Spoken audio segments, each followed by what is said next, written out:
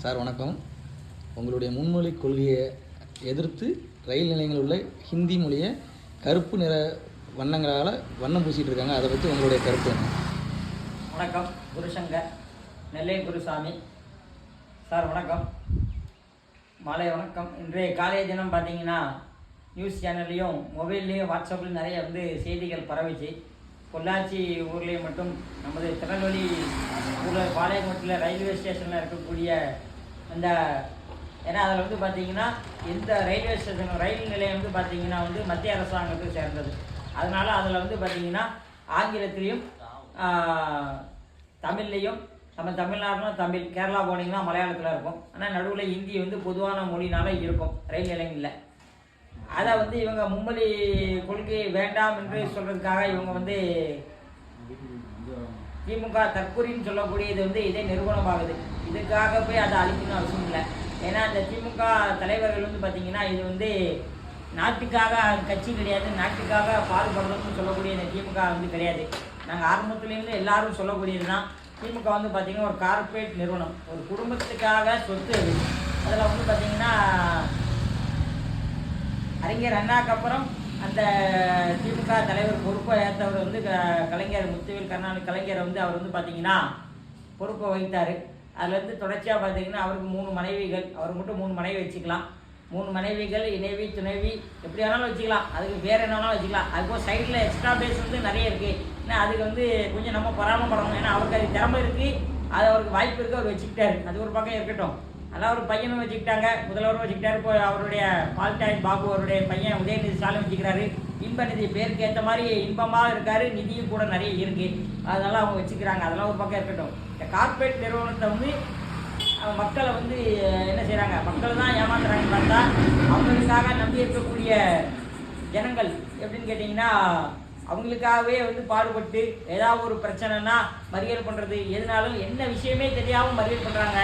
உடனே என்ன கலவரம் சொல்கிறாங்க. இந்த மாதிரி ஆட்கள்லாம் அவங்களுக்காகவே என்ன செய்கிறாங்க, 60 ஆண்டு காலமாகவே இந்த திமுக குடும்பத்துக்காகவே, அதுவும் கலைஞர் குடும்பத்துக்காகவே பாடுபட்டு இன்றைக்கும் ஒரு விஷயம் கூட தெரியாமல் செத்து சுண்ணாம்பாயிட்டு இருக்கக்கூடியது தான் அந்த திமுக தொண்டர்கள். அவங்களை எப்போவுமே என்ன தெரியுமா, ஒரு முட்டாளாகவே வச்சுருக்கணும். அவங்க கொஞ்சம் அறிவு ஜீவாலே வளர்ந்துட்டான்னு சொன்னால் நாங்கள் அவங்கள எடுத்து கேள்வி கேட்டுருவோம். அதனால் அவங்க வளரக்கூடாது. அதனால் அவங்க முட்டாளாகவே இருக்கணும். அதனால தான் இன்றைக்கி என்ன விஷயம், மும்மொழி கொள்கை வேறு, இந்த ரயில் நிலையத்தில் இருக்கக்கூடிய அந்த போர்டை அந்த ஹிந்தியில் இருக்கக்கூடிய அந்த பலகை அழிக்கிறதும் வேறு. சம்மந்தமே இல்லாமல் செய்கிறாங்கன்னா அப்போ எந்த அளவுக்கு அவங்க முட்டாளாக இருக்காங்க, அவங்க எந்த அளவுக்கு இவங்க வழி நடத்துகிறாங்கன்னு இதிலே நம்ம புரிஞ்சுக்கணும். ரெண்டாவது, ஒரு மும்மொழி கொள்கைனா என்னது?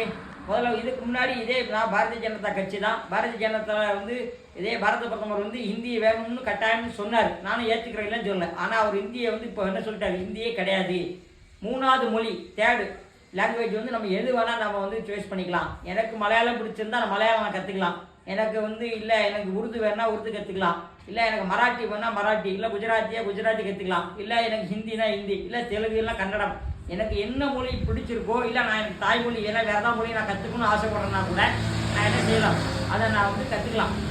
அப்போ எனக்கு 3வது மொழி ஏதாவது ஒரு லாங்குவேஜ் செலக்ட் பண்ணி நம்ம கற்றுக்கலாம்னு வரக்கூடிய ஜென்ரேஷன், இன்றைய இளைஞர்கள் இன்னும் ஒரு 30 வருஷம் கழித்து அவங்களுடைய வாழ்வாதாரம் மேல் நோக்கி இருக்கணுக்காக தான் பரந்து மனப்பான்மையோட இந்த மும்மொழி கொள்கையை கொண்டு வந்திருக்காங்க.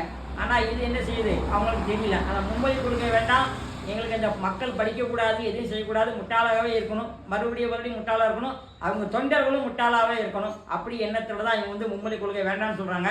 ஆனால் அப்போ என்ன செய்கிறாங்க, உங்களுக்கு மும்மொழி கொள்கை வேண்டாம், இது வேண்டாம், ஆனால் மத்திய அரசாங்கம் தரக்கூடிய அந்த 5000 கோடி ரூபா நிதியில் மட்டும்தான் குறிக்கோளாக இருக்காங்க.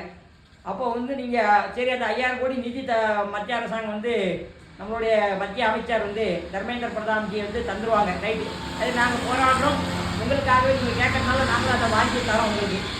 இந்த ரைட் நீங்கள் வாங்கிவாங்க தாராளமாக. ஆனால் அது இன்ஃப்ராஸ்ட்ரக்சர் எதாவது பண்ணுறீங்களா, மேற்கூட நல்ல பள்ளிக்கூடத்தை இந்த இருமொழி கொள்கையே வைங்க, தமிழ் இங்கிலீஷே வைங்க, தப்புன்னு சொல்ல. அப்போ ஒரு கிராமத்தில் இருக்கக்கூடிய எத்தனையோ பள்ளிகள் பார்த்தீங்கன்னா ஊராட்சி ஒன்றிய தொடக்க பள்ளிகள் உயர்நல பள்ளி வரைக்கும் பார்த்தீங்கன்னா இன்னும் கட்டுமானங்கள் எந்த ஒரு பெரிய லெவலில் இல்லை, எந்த ஒரு அதை இன்ஃப்ராஸ்ட்ரக்சர் ஒன்றுமே கிடையாது. அங்கே பார்த்தீங்கன்னா அந்த சிபிஎஸ்சி போர்டு மாதிரி உங்களுக்கு நிறைய விஷயங்கள் எதுவுமே அங்கே இல்லை, எல்லாமே பாதிக்கப்படுது. அப்போ அந்த நிதியை வாங்கி அதுவாக சரி செய்வீங்களான்னு கேட்டால் அதுவும் இல்லை. அப்புறம் இப்போ பார்த்தீங்கன்னா நிறைய வந்து இந்த ஜாக்டோவில் பார்த்தீங்கன்னா நிறைய பேர் வந்து போராட்டம் பண்ணுறாங்க. இன்னும் நிறைய ஆசிரியருக்கு வந்து நிரந்தர பணி கிடைக்கல. அப்புறம் நிரந்தர பணி இல்லாமல் தான் நிறைய ஆசிரியர் இருக்காங்க. அவங்களுக்கு ஒழுங்கான சம்பளம் போய் சேர மாட்டேங்குது. அவங்களுக்கு அதெல்லாம் எதுவுமே இல்லை. அப்போ எதுவுமே இல்லாத இந்த அரசாங்கம் வந்து எதை தான் நீங்கள் செய்ய போகுது? இருக்கக்கூடிய ஆசிரியருக்கு சம்பளம் கொடுக்க கூட வழி இல்லை. அப்போ எதுவுமே செய்ய முடியாது. ஆனால் உங்களுக்கு நிதி மட்டும் உங்களுக்கு தேவைப்படுறது. அப்போ நிதியை வாங்கி என்ன செய்ய போகிறீங்க? நிதியை வாங்கி சம்பளம் தான் கொடுக்க போகிறீங்களா? பாக்கி வச்சிருக்கிற அந்த அத்தனை ஆசிரியருக்கும் வந்து பணி போட போகிறீங்களா? உங்களுக்கு பர்மனெண்ட் வேலை கொடுக்க போகிறீங்களா? டெம்பரரி இருக்கவங்களுக்கு கேள்வி இல்லை. அப்போ நீங்கள் ஏதாவது அவங்களுக்கு வேலை வாய்ப்பு கொடுக்க போகிறீங்களா? இல்லை. அவங்க என்ன செய்யணும்? டெம்பரரியாக அப்படியே இருக்கணும். அவங்களுக்கு நேரம் சம்பளமும் கொடுக்க முடியாது, நிதியை வாங்கி ஒன்றும் செய்ய முடியாது. மும்மொழி கொள்கையும் ஏற்றுக்கொள்ள மாட்டீங்க. இப்போ நீங்கள் வந்து எதை தான் நீங்கள் செய்யணும்னு நினைக்கிறீங்க? அப்போ வந்து மக்களை வந்து எப்பவும் போல் முட்டாளாகவே ஆக்கி நீங்கள் என்ன செய்யணும்?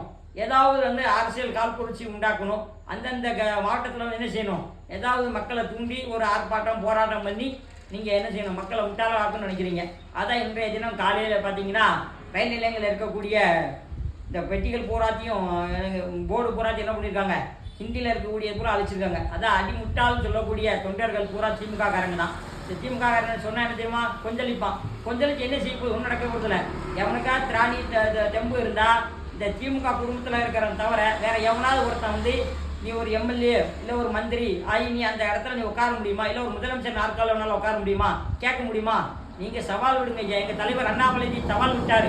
அண்ணா சாலைக்கு வரேன்னு சொல்லிட்டாரு. இவருக்கு உங்களுடைய பால்டாயில் பாபு உதயநிதி ஸ்டாலின் சவால் விட்டார். அண்ணாமலை நான் வரேன்னு சொல்லிட்டாரு. நேற்றைய தினம் கேள்வி கேட்கும்போது என்ன சொன்னார்? பயந்தடிச்சு ஓடுதாரு. ஏன் ஓடுதாரு?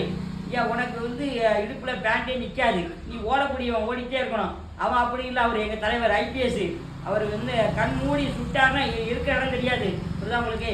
அதனால் வேற்று மாநிலத்தில் போய் தமிழ்நாட்டில் படித்து வேற்று மாநிலத்தில் போய் மாநிலத்திலே வந்து தன் கண்ட்ரோலில் வச்சுருந்த ஒரு ஐபிஎஸ் அதிகாரி, சாதாரண ஆள் கிடையாது.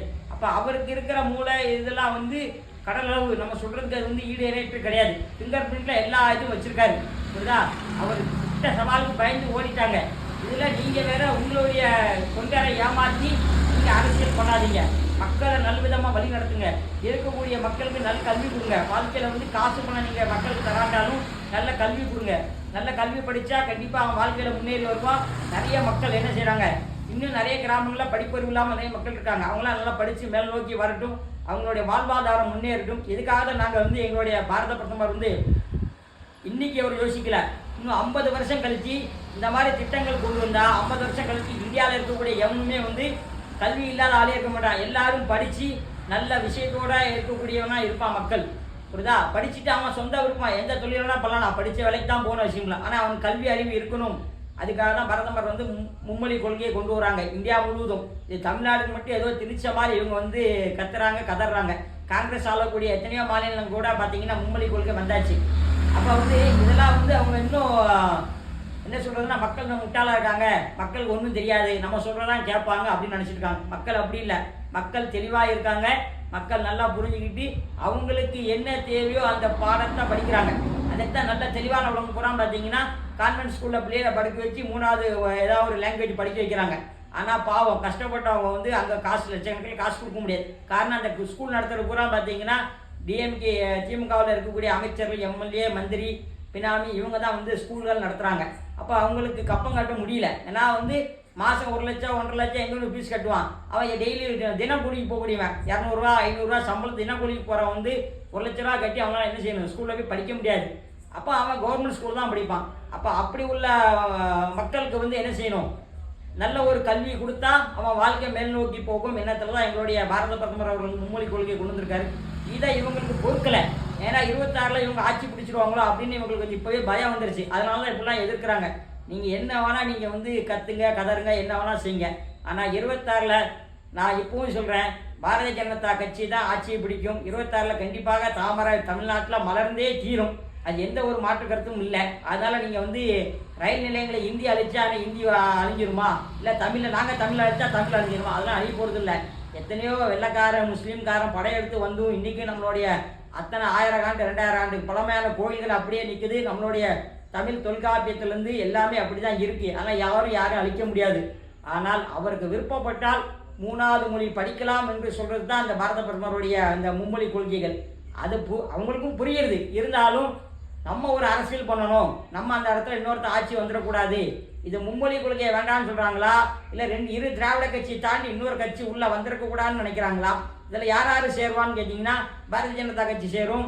அடுத்தால பார்த்தீங்கன்னா இப்போ புதிதாக தொடங்கக்கூடிய நமது அன்பு சகோதரர் தளபதி விஜய் அவர் கட்சி தொடங்கியிருக்காரு, அவர் வந்துடக்கூடாதுன்னு பயப்படுறாங்களா? இது கட்சி ரீதியாக சொல்கிறாங்களா, இல்லை இவங்க என்ன சொல்கிறது, இந்த மூணாவது கட்சி உள்ளே நுழைஞ்சிடக்கூடாதுன்னு தமிழ்நாட்டில் நினைக்கிறாங்களா, என்ன ஏதுன்னு தெரியல. ஆனால் இவங்களுக்கு ஒரு பயம் வந்திருக்கு. எங்களை கண்டு பயம் இல்லை, மக்களை கண்டு பயம் வந்திருக்கு. மக்கள் கேள்வி கேட்க ஆரம்பிச்சிட்டாங்க. நீங்கள் மக்களை ஏமாற்ற முடியாது. ஆனால் மக்கள் விழிப்புணர்வோடு இருக்காங்க. கண்டிப்பாக 26 தாமரை மலர்ந்தே தேரும் என்று சொல்லி விடைபெறுகிறேன். நன்றி, வணக்கம். பாரத் மாதா கி ஜெய். வெற்றிவேல் முருகனுக்கு அரோகரா, வீரவேல் முருகனுக்கு அரோகரா. எல்லாமல்ல இறைவன் அருளால் மறுபடியும் தாமரை வளர்ந்தே தீரும் என்று சொல்லி விடைபெறுகிறேன். நன்றி, வணக்கம். பாரத் மாதா கி ஜெய்.